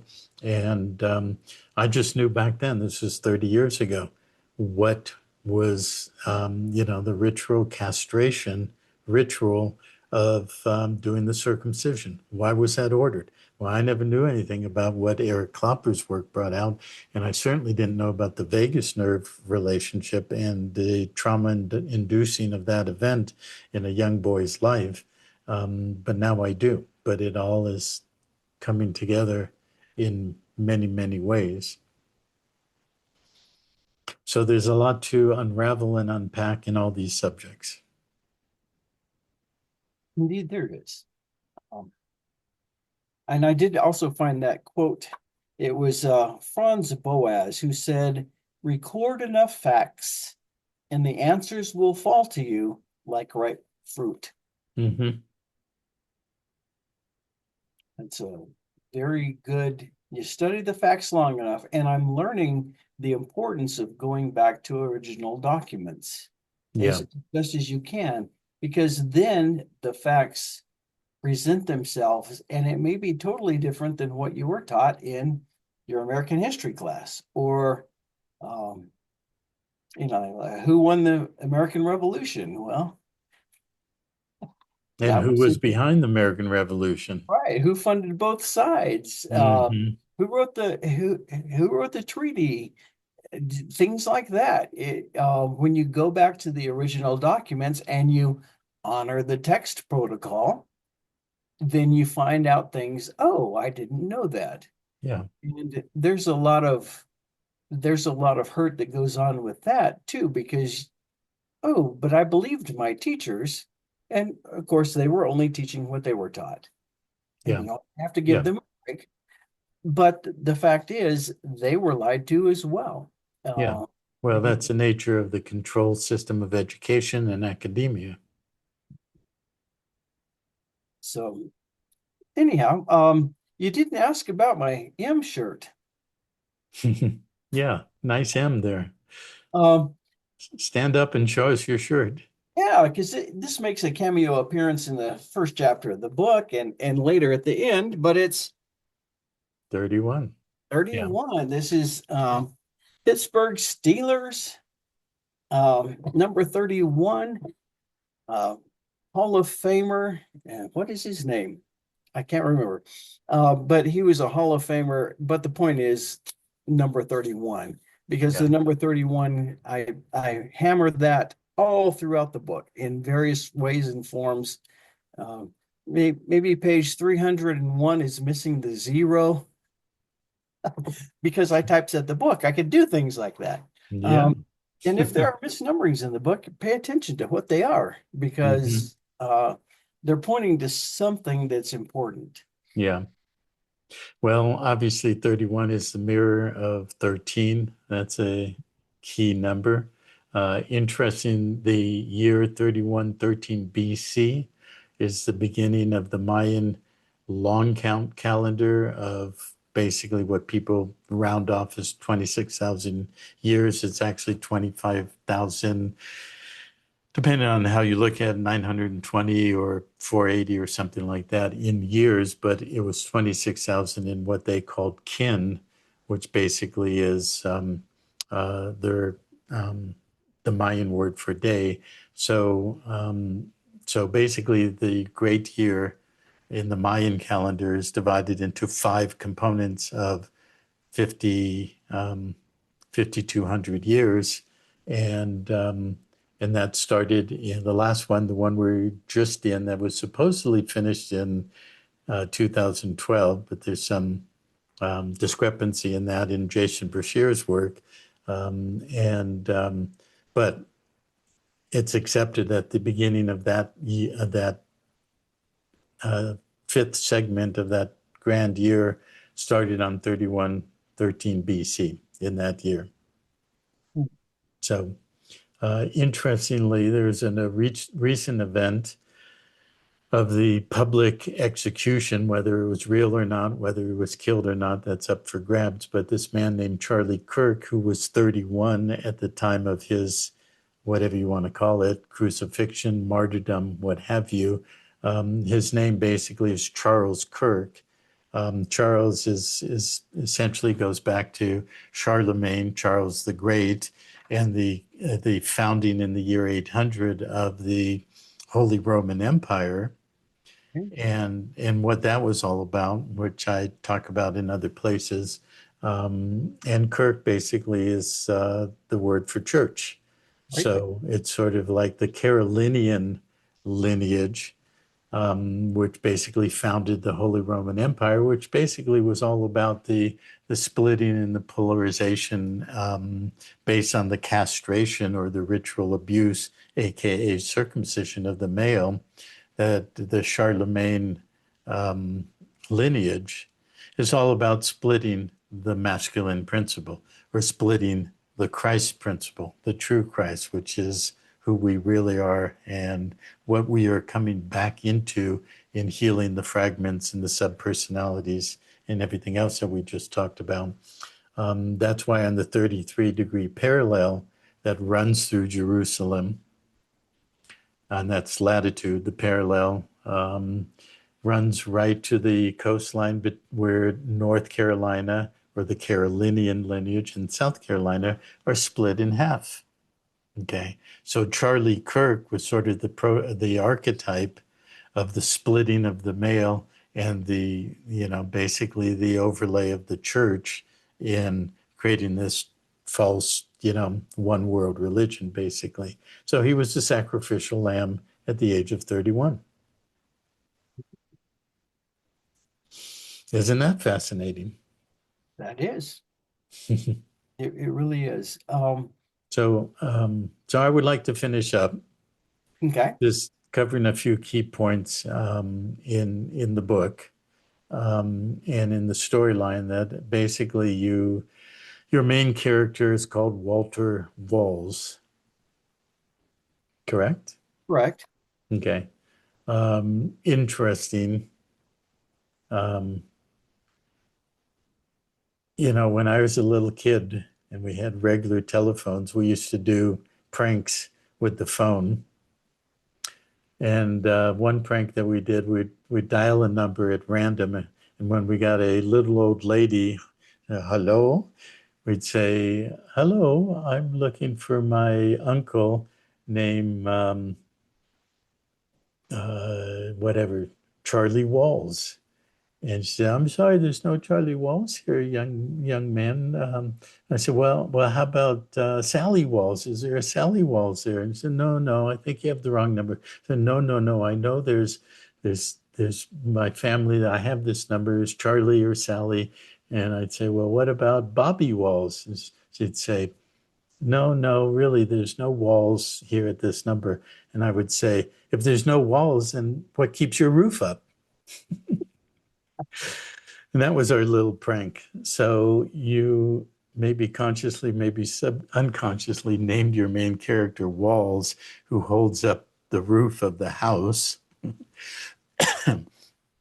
And so he goes through various processes of basically being initiated into unveiling these things about what we've been talking about. At a certain point in researching the characters in the book, looking at the book, the 1611 King James Version, the original one that you showed us, you have a copy of, there's something about the coding in there, the frontispiece, that indicates who actually wrote that book. It wasn't an individual, but it was led by an individual, and it was written by a team who also wrote the Shakespearean work, basically creating the Shakespearean English language that became modern English language. So tell us about that. What did you see? How did you decode it? And what's the meaning of that? Um, that's a well, we could talk about this one for days, but I'll keep it short. I did some research on the King James English and found that there was a lot of people of great importance who might have been actors or scholars that said that Francis Bacon was probably behind the production of the King James Bible, whether he was behind the translating or the typesetting or the publishing or whatever, but that he was behind it. And so I was like, oh, okay, yeah, I can see that possibly. But in the frontispiece, I noticed that um, the frontispiece is the first picture in the Bible, and it's there's two pillars on the side. One is Moses and one is Aaron, and there's a whole bunch of biblical characters at the top and a couple that aren't biblical characters, and there's the four gospel writers in the corners, and it's a very intricate artwork, the sun and the moon, and there's all sorts of stuff hidden in there as well. But I noticed it says, let me see what it says. It says, the Holy Bible containing the Old Testament and the New, newly translated out of the original tongues, and then it goes on. Well, in the word containing, the capital C is way off to the left. It is like doesn't belong to the rest of the word containing. And then there's another word with a capital letter newly under that, imprinted, Barker, Ano, and there's a capital S, most. Um, and I thought, oh my goodness. I looked at those letters and they lined up with uh, at the very bottom of the title page, it says Anno Domini 1611. Uh, and there's the A there. Well, if you take that A and extend the line up, it goes through I, B, S, N, C, and it's like I bacon. And with the Francis, the S is part of the Francis. And I noticed that. I was like, oh, that's kind of interesting. And then I found out what angle it was to off of horizontal, and it was 16 and a half degrees. And then that meant that the A was 33 degrees. I was like, oh my God, a 33-degree Mason, because Francis Bacon was a founder of the Masons and Right. also a Well, member. the modern founder. Right, right. And also a member of the Rosicrucians. And I was like, oh, okay. So there's a 33-degree there, and this line goes right through Francis Bacon. And then I started finding Francis Bacon's all over. There's a drop cap of the capital letter O, because I use the drop caps from the King James Bible in my novel. And there at that O in I think it's Psalm 108, there's you can see in the filigree of the flowers and stuff, or the vines, there's an Francis, and at the bottom there's a capital B, and the O is in the middle. It's Francis Bacon right there, if you look There, for there's bacon and eggs all over the place. it. Mm-hmm. Yeah. Yep, yep. And which is funny because bacon is not kosher, but Yeah. also the word bacon, when you add the letters together, if B is 2, A is 1, C is 3, and O and N are one less because I and J are the same. If you add the numbers for BACON, it is 33. And Francis is 67, which is 33 plus 34, and together they make up 100, which is C, which is way off to the left. And that's the clue. Hmm. And I don't have any Masonic background, but I did read some of their works and have picked up things over time. But I see a lot of that in this number in symbology, and um, that's throughout the work. Also, when at least what I read, the rites that happen for initiation of members into the Freemasonic Society, they have a King James Bible, and the first degree they read, I believe, from Psalm 133, which is a song of degrees. This is what it says at the beginning of the psalm. So it's all these things are intertwined, hidden right in, as you said, Ken, Plain sight. plain sight. Hmm. Right there, a song of degrees. Yeah. Can you hold up the picture of the frontispiece? See if we can see it on the yeah. Lift it up a little bit. There you go. And bring it closer. There you go.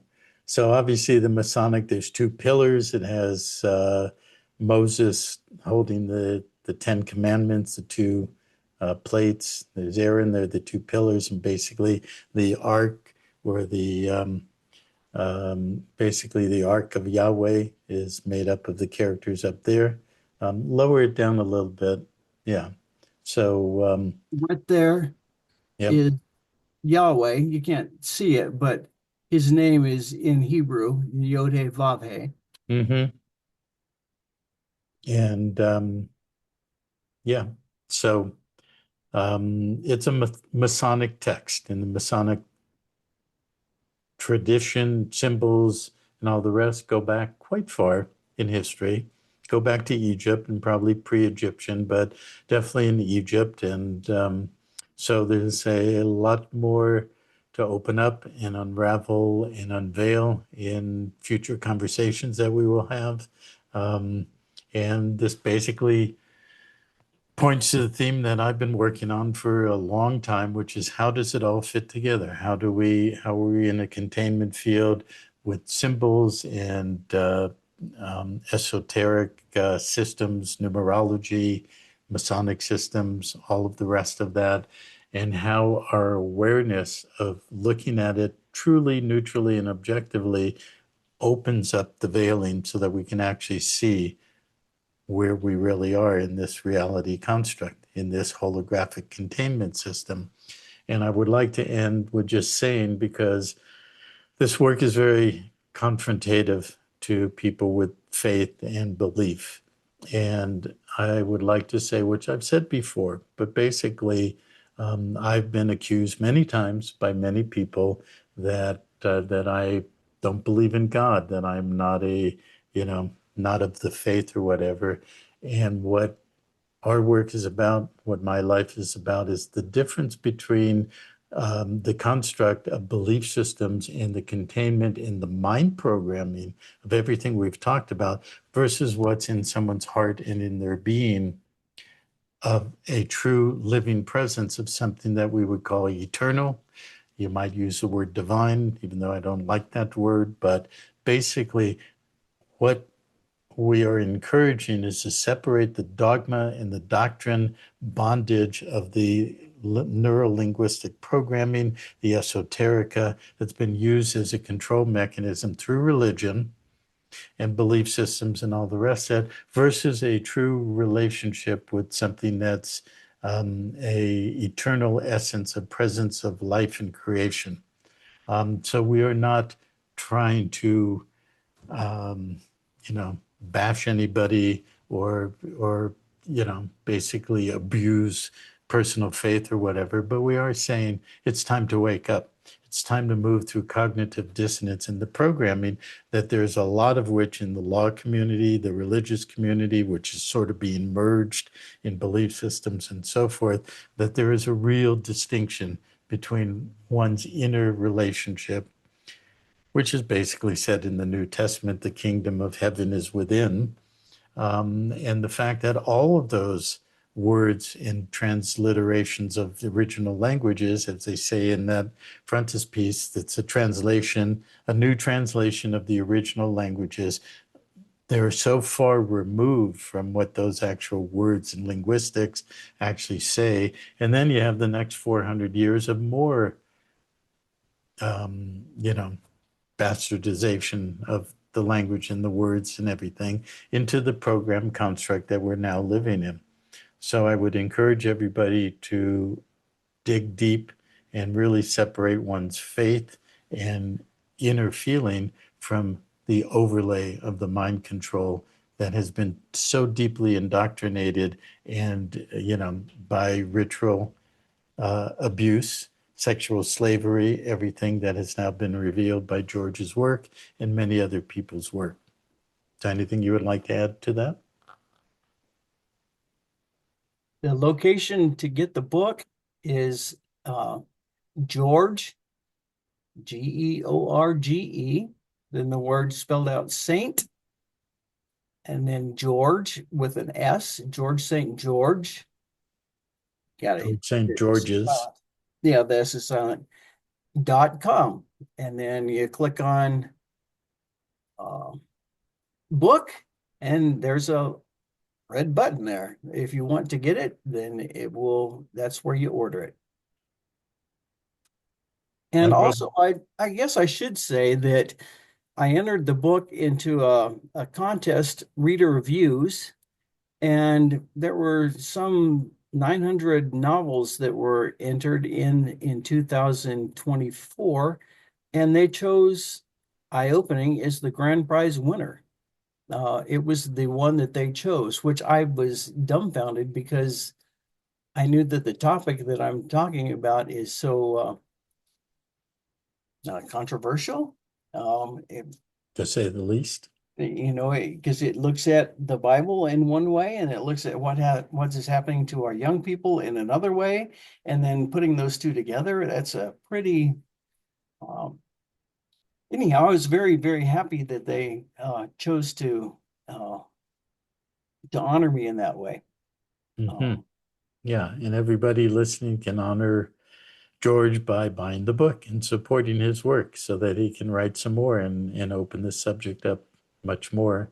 I would like to see this book be a real bestseller because it's very, it's challenging, it's opening, and it's eye-opening, and it's basically splitting the mountain and revealing what needs to be revealed. So, in closing, thank you for letting us know where to find the book. But I want to go back to my question in closing, what I just said about the difference between dogma, doctrine, and one's inner relationship.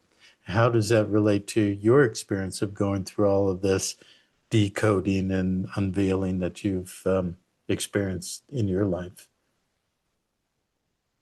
well, I can recall a time back in probably when I was in junior high when I was at church and I had a an experience where I connected with my creator and there was forgiveness involved and a weight was lifted. It was an amazing feeling. It didn't last for a great period of time, but it sure had an impact um, for a time, and I've never forgotten that.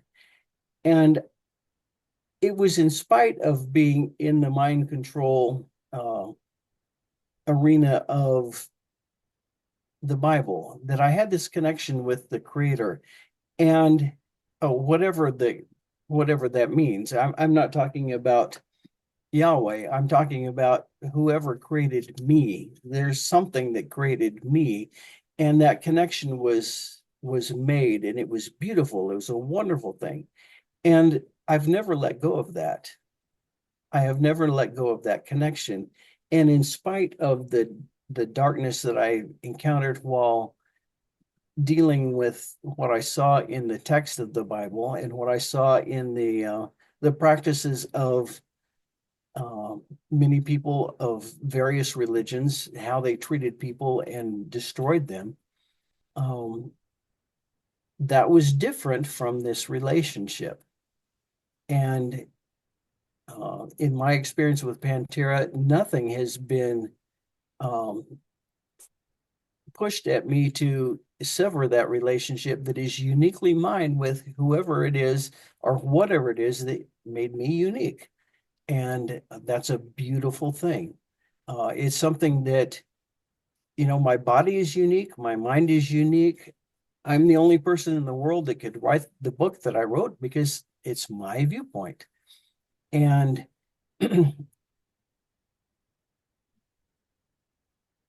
being able to create again is a wonderful, amazing thing. And so, why not create a better world? Why not create one where children are safe, where children are loved, where their needs are met, where people forgive themselves for all the things that have happened to them or that they have done in the past, so that they can be different and can live in that creativity. Hmm. Let's create it. Yeah. We have to make it. And that was the one thing about PanTerra. And I will say this is in the declaration of intent, there were the words that I was missing. And when I read them, I went, oh my goodness, I need to find out about whoever wrote this document because you said something about the world as it is the way it is because I helped to create it. And when I read that, yeah, and having dealt with all this horrific thing, and then to say, oh, I did help to create that through my acquiescence or ignoring the problems or turning a blind eye or choosing to be ignorant or being lazy. Uh, However, I chose to participate in this world to help create it. When I took that responsibility, when I read that in the art, the intention, I said, yes, now I no longer have to continue creating this evil world. Now I can focus my attention to creating Yeah. the beautiful thing that I see. Yeah. And that is Because the heart of PanTerra as I have experienced it over these past few months. thank you. Um, because part of the healing is the trauma and unraveling the belief systems, the different entanglements we have at many levels in this lifetime, but in our genetics, which is a living library, which clearly is the ultimate prize that they're going after here, because it's all about, you know, Yahweh saying to Abraham that your seed will be bonded to the covenant that we make. And so that's that particular lineage. But we all have ancestral lineages that is all interwoven as a integrated tapestry of what we would call history. And we are the living library holding those lineages in our bodies, in our cells, in our genetics and DNA. We have the capacity, because we are truly creator beings, to transmute, transform, and resolve that will literally transform and recreate this reality we're in. So that's what's so important about what you just said and your personal life path and your experience. That's a variation on what everybody in this world has within them, the ancestral lineage of all of that individually. And so that's the process we're now well into in the apocalypse, the breaking open of the mountain. And one of the names of the God that is called Yahweh is El Shaddai, which basically means the God of the mountain. So in your metaphor later in the book, the mountain on the island of Eye, which is an opening, eye opening, splits open and begins to basically cause a lot of tumultuous events to happen that require, you know, self-examination and trauma healing and all the rest of it. So we're all in this together.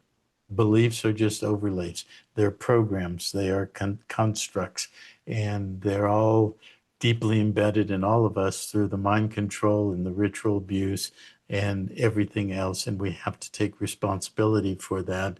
And that's what George is really reflecting on in what you just said. And thank you for that. And that's a good place to stop. So thank you very much. It's been a really great conversation, and really appreciate you sharing yourself and everything you've done. And I look forward to more conversations and where we go from here. Have to say one last thing. Mhm. Don't just buy the book, please read it. Oh, yeah, reading. What a concept. It is worth reading. It I is. reread it in anticipation of this interview, and I've read it umpteen times in editing, and I got through with it, and I said, "Oh yeah, I enjoyed it again. Hmm. I'll read it again. I know at some point in time Yeah. because it's worth reading." So buy 6 copies. Pass 5 of them around the family, your friends, your whomever, and then have them buy 5 copies and pass or 6 copies and pass it around. So it really needs to become a true bestseller, and so we're here to support that. So we will have the links below on the YouTube page and everything you need to know and what to find and where to find it. Okay. And thank you, Ken. Thank you very much. Bye bye.